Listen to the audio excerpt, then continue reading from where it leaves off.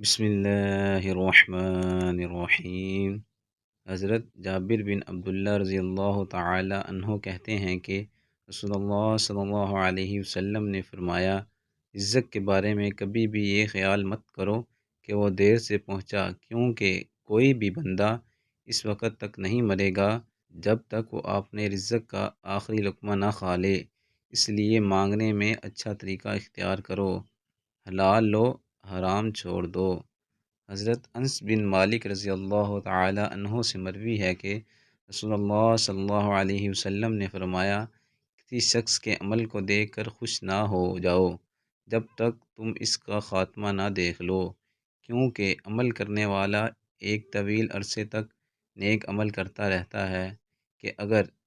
اسی عمل پر مر جائے تو جنت میں داخل ہو جائے، پھر اچانک وہ برے عمل کرنا شروع کر دیتا ہے، اور کوئی شخص طویل عرصہ برے عمل کرتا رہتا ہے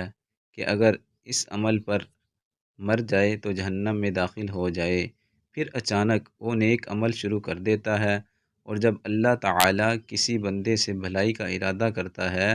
تو اسے اس کی موت سے پہلے استعمال کر لیتا ہے، اس کے لیے نیک عمل کے دروازے کھول دیتا ہے، پھر اس کی روح قبض کر لیتا ہے۔ دوستو، اللہ تعالی ہمیں ان احادیث مبارکہ پر عمل کرنے اور اپنی زندگیوں کو سنوارنے کی توفیق عطا فرمائے، آمین۔